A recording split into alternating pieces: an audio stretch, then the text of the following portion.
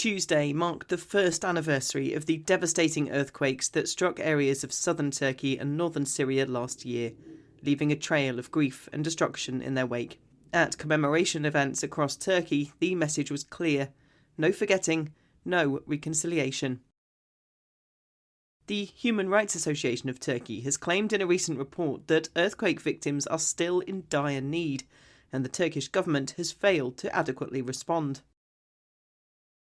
A fatal shooting in Turkey at an entrance to an Istanbul courthouse has killed 1 and injured 6. The assailants, both members of the far-left Revolutionary People's Liberation Party, were shot dead by police at the scene. The Turkish Defence Minister's unannounced visit to Baghdad on Tuesday comes under heightened tensions over Turkey's cross-border operations against the Kurdistan Workers' Party, or PKK, inside Iraqi territory. Learn more with Media News.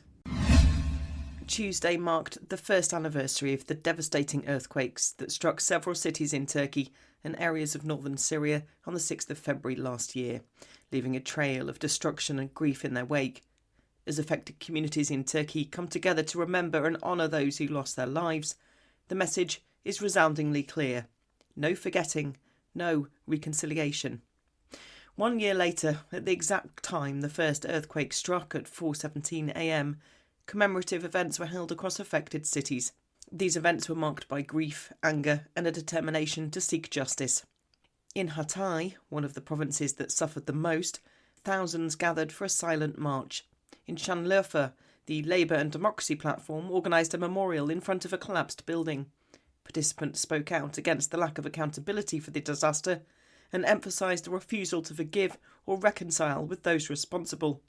In Kahramanmaraş, citizens also held a solemn march in remembrance. Meanwhile, in Adıyaman, a large crowd gathered to demand the courts hold to account those responsible for the scale of the impact. Ongoing challenges faced by earthquake victims in Turkey over the last year have not been addressed, according to the latest report by the Istanbul branch of the country's Human Rights Association on the first anniversary of the devastating tremors. The report, focused on Turkey, was presented at a press conference in Istanbul on Monday under the banner "Not a disaster, but a massacre. We will not forget the 6th of February", highlighting the failure of the Turkish government to meet the needs of earthquake survivors. Unmet emergency provision of basic services, such as shelter, food and healthcare, have left communities to fend for themselves, the organisation said. The report highlighted the unsafe conditions in temporary shelters, particularly for women, children and LGBTI+ people. The housing, education and health sectors still face severe challenges, while the electorate in earthquake-hit zones have been threatened with conditional support by officials from the ruling party, dependent on the outcome of the 31st of March local polls. The report also pointed to issues related to child protection, a key concern being the placement of unaccompanied children in religiously affiliated institutions. 1 person was killed and 6 wounded in a shooting attack at a police checkpoint outside an Istanbul courthouse. Turkish Interior Minister Ali Yerlikaya confirmed that the attack was carried out by members of the far-left Revolutionary People's Liberation Party. Officials said that the attackers, a woman and a man, opened fire in the courthouse square, causing immediate deaths and injuries, including 2 police officers among the wounded. Security forces shot and killed the assailants at the scene.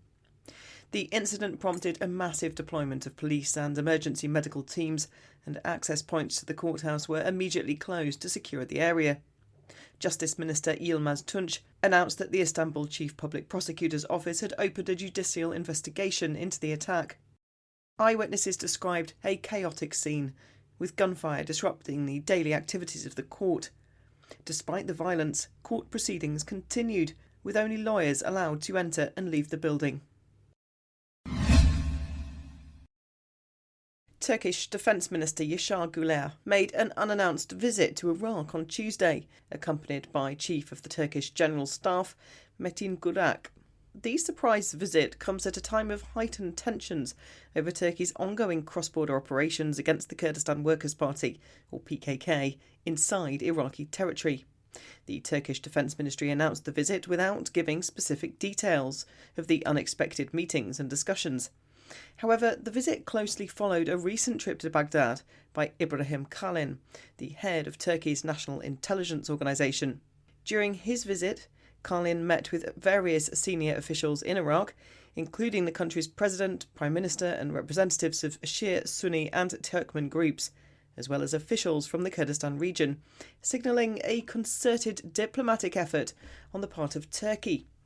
Analysts speculate that these diplomatic efforts, in conjunction with reports of military mobilisation in the region, may be an indication of preparations for a possible new wave of Turkish military campaigns against Kurdish guerrillas in the region.